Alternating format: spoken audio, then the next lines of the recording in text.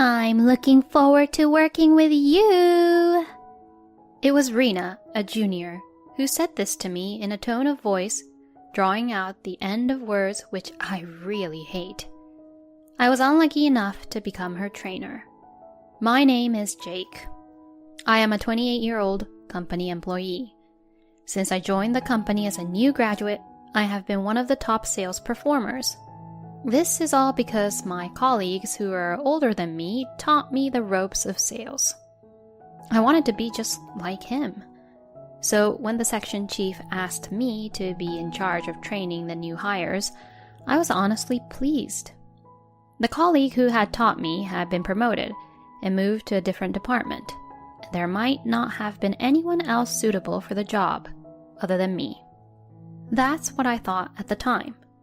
But now that I think about it, the attitude of the section chief who approached me was also somewhat strange. I found out the reason for his strange attitude the day before a new mid-career hire was scheduled to arrive. The section chief said, "Actually," and I was surprised to hear what he'd say after that. To my surprise, he told me that the new mid-career hire was the daughter of our executive director. So he reminded me to be careful how I treated her. I was scared, but the section chief said something appropriate like, "Well, I'm sure you'll be fine."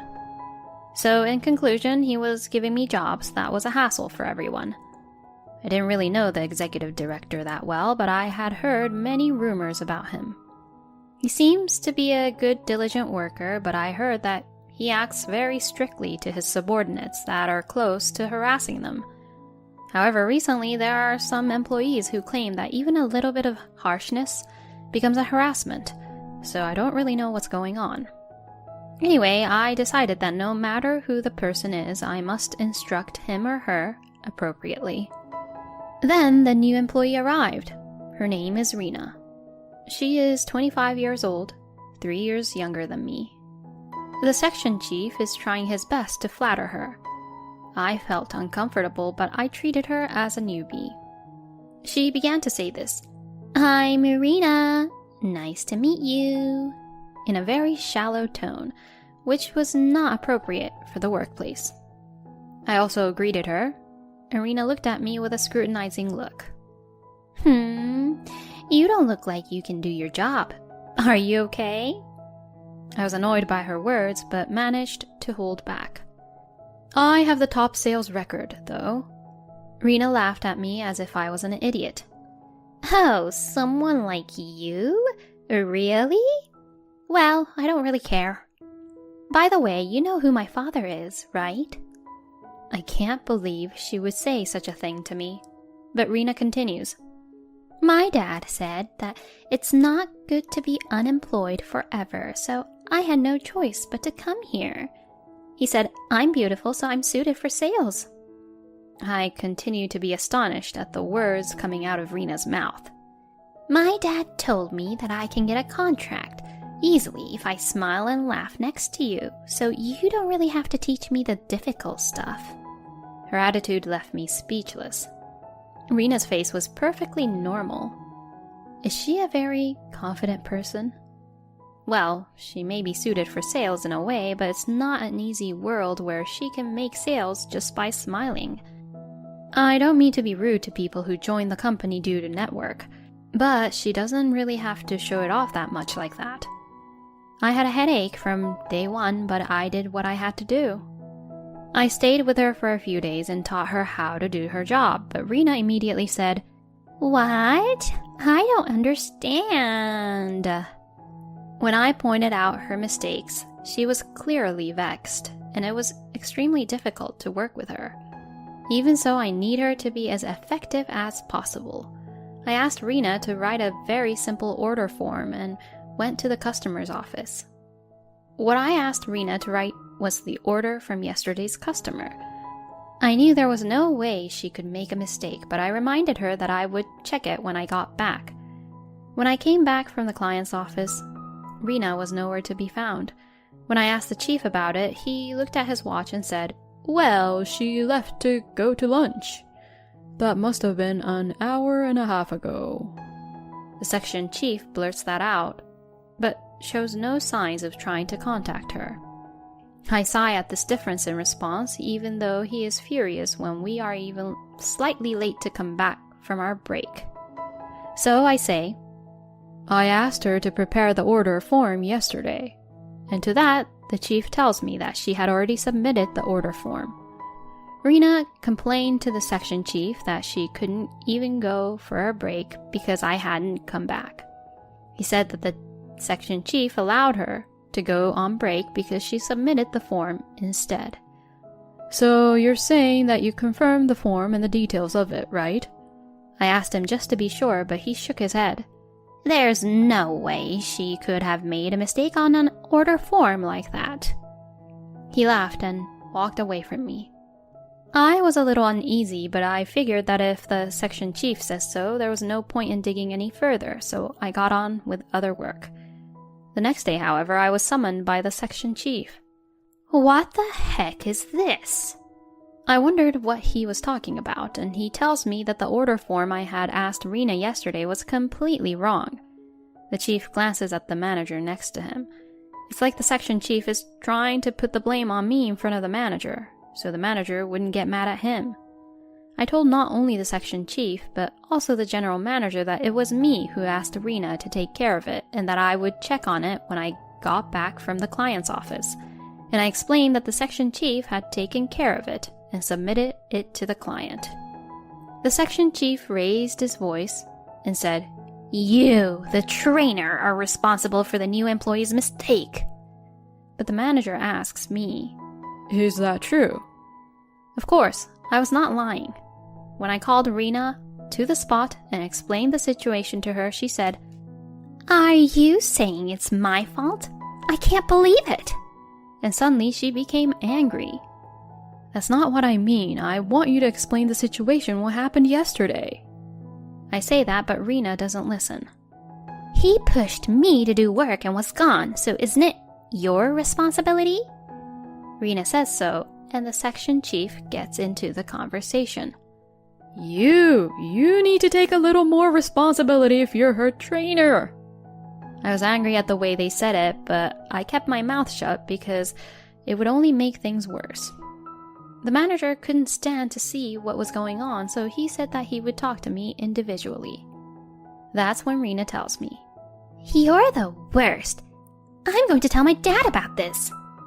The manager doesn't really know if I'm lying or not, but he can't see the facts, so he said that he was going to put this case on hold. He told me to put all my energy into other matters, and I nodded. The next day, what awaited me was an unbelievable situation. As soon as I arrived at work, the chief approached me. The executive director is asking for you. What? I asked back, but the section chief angrily told me to go quickly because the executive director was asking for me. The executive director is Rena's father, right? Is it about what happened yesterday? I looked around but couldn't find Rena. I had no choice but to hurry to the executive director's place. I had never had a chance to talk to him before, and I was secretly scared. But it would be wrong to say that it was all my fault. I tried to act calmly and went to where the executive director was, and saw Rena there. Rena notices me and grins. I called out to the executive director. Then the executive director suddenly yells at me. You're Rena's trainer. I back away from him. I heard you blamed Rena for your own mistake. You're so arrogant. Did you know that she's my daughter? I knew that Rena didn't tell her father what happened properly. I tried to excuse myself, but there was no chance for me to even say what I wanted to say. The executive director kept saying, We don't need you at this company. You're fired right this instant. Rena, who was right behind the executive director, was laughing. I was so mad that I began to say, With all due respect, sir, But the executive director interrupted me. Shut up! You're fired. You're not worthy of an excuse. Pack up your stuff and go home right now. It seems that the rumors of the executive director's harassment were true. There was no way I could allow myself to be treated unfairly like that. I managed to suppress my anger. But if I open my mouth now, only my emotions will come out. I suppressed it, said I understood, and left the place. Then the section chief says, "What? You're fired?" as he was laughing away, and I got even more irritated. But what good would it do to take my anger out on the section chief? I glared at the section chief and started packing up my stuff. The manager stops me, but I tell him, "I don't think this company needs me, so I'll go to a different place where they'll need me." And hearing that, the manager looked at me as if he didn't have a choice and agreed to take care of the rest. I went back to my house where I was living alone. Fortunately, I had enough money in savings to get by for a while. Even though I tried to depend on alcohol, my mood and emotions did not calm down much. Then I happened to see a travel program on the TV. All right, maybe I should just go on a trip. So like that, I decided to go on a spontaneous trip. Come to think of it, Grandpa is traveling abroad again, huh? I went to bed that day, thinking of my grandfather, whom I had not seen for a while. The next morning, I set out on my trip. It was a carefree solo trip. I had been working so much that I felt like I was able to reset my nerves after spending a few days in a foreign country. Then my phone rang, and when I answered it, it was Rena. It had been a few days since then, so I don't know why Rena was calling me just now. When I worked for the company, I was often out of the office for sales work, and I had given her my personal number in case something happened. She didn't even call me the other day, so what's this all about? At any rate, when I answer, I heard Rena's panicking voice. "Are you the CEO's grandson, Jake?" What the? I raised my eyebrows at the sudden phone call. Rena seems to be calling from her office and starts talking on her own about an incident that happened earlier. Today's the day the CEO returns from his overseas business trip. The executive director knew this and was about to introduce his daughter Rena to him. Then the CEO showed up at the sales department where Rena was. The executive director rushed to the CEO at once and introduced Rena to him. Rena said in her usual tone, "Pleased to meet you." And the CEO replied back, "Nice to meet you," in his usual tone. Then the CEO would say, "Where is my grandson?" The executive director looked at the CEO, not knowing what he was talking about. "Excuse me?" Then the CEO said, "My grandson, Jake. I haven't seen him for a while, so I thought I'd check in on him once in a while. Ah, maybe he's already left to see his clients?" As he looked around the office. Then the executive director, realizing it was me, got completely pale and said, "Yes, I guess so, sir." And he seemed to have went along with the CEO's conversation. Yes, my grandfather is the CEO of the company. But I didn't want people to think that I joined the company because of my grandfather, and I wanted to be evaluated fairly. I had talked to a senior colleague who had helped me before about who I am, but he said, "If you want to test your ability, it might be better to keep quiet." And since then, I have never told people about it, partly because I was told to keep it to myself. We have the same last name, but it's a common last name, so I've never been noticed. It's rare for my grandfather to show up in the sales department like he did this time. "That's why you should come back now," Rena says to me in a trembling voice. "It was your father who said I was fired, remember? He didn't even listen to my side of the story, and I can't just disobey the executive director's order, could you?" "But if I don't do anything about this, my dad will be fired. Please, come to the office as soon as possible." Rena's voice was so loud that I involuntarily pulled my phone away from my ear. "Oh, I can't. I've been fired, and Grandpa wouldn't fire your dad unfairly like that. Tell the executive director to talk to the CEO about the justifiable reason for firing me." Well, if there is such a justifiable reason, though. I said so bluntly and hung up the phone. After that, Rena continued to call me, so I got annoyed and blocked the calls. That night, Grandpa called me and I told him everything. Grandpa was surprised to hear that I had been fired, but then he laughed and said, So, Jake is unemployed now, huh? I felt guilty because I had worked so hard so that I could be useful to Grandpa. But Grandpa is planning to start up a group company soon, and he wants me to go there. It's a small company, but I wanted to leave it to you, Jake. Grandpa took the trouble to show up at the sales department, apparently to talk about this. A few days later, I was called by the CEO to the company. Then Rena saw me and ran up to me. For some reason, the executive director was there too. Jake, you're back. Well then, now Daddy will... She starts to say something like that, but I cut her off. I didn't come back to the company to work here because I was fired by the executive director. I was just summoned by the CEO today. I stare at the executive director as I say this. The executive director changes color and averts his gaze. Rena shrugs. Please don't say that. They say that the sales department's performance dropped because you're gone. And to take responsibility for that, my dad is coming to the sales department next month. How is it possible for you to go from executive director to regular employee? It's all because you're the CEO's grandson, right? I was getting irritated at the way she said that. I didn't quit. I was fired, you know.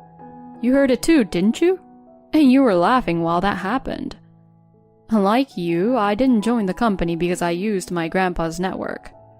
It's not like I'm getting special treatment because I'm the CEO's grandson. Besides, you said that if you keep smiling, you can get a contract with a client right away, didn't you? Then why don't you do that? I tell her sarcastically, and she gets angry. I did go to the client's office. I went with someone else to do the sales work, but people talk behind my back saying how clumsy and careless and goofy I am. I laugh at her words. Does that mean you didn't close a single deal? Rena nodded. Well, it's not a surprise. I continue on while I laugh. If the executive director is coming to the sales department, won't your performance improve? You'll be able to get contracts as fast as like how he fired me. Don't you think so? Well, it would be a huge problem if you caused any problems like you did before, though. Since the employee he fired is gone and the sales performance has dropped because of that, it's normal to take responsibility and get demoted. And the reason he got that position is because other employees complained that he was harassing them too. I think he's lucky that he didn't get fired at this point.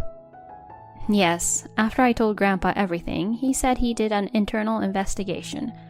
It's only been a few days, so he hasn't been able to find out any details, but seems that the executive director's harassment was being covered up. It was the executive director's staffs who had covered it up, and Grandpa took this opportunity to conduct structural reforms internally. The executive director's staffs were removed from the board, and the executive director was demoted to an ordinary employee. I remembered about something and called out to the section chief, who was watching the situation close by. Of course, if this department's performance declines, it will affect the section chief's bonus. Please do your best, I say with a smile, and to that, the chief says, I'm really sorry, as he apologizes, looking a little frightened. Even if you apologize, there's nothing I can do about it. Maybe the day will come when the chief will have to take responsibility. I laughed as I said that. No way! I'll do anything! I'll apologize! The chief got down on his knees with a pale face, but I just ignored him and said this. I've been put in charge of an affiliated company, so there's no need for you to apologize to me. Only the manager was happy that I was put in charge of an affiliated company.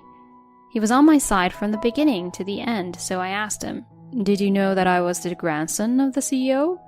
But to that, he laughed and replied, "I had no idea. I just recognized you as a good employee."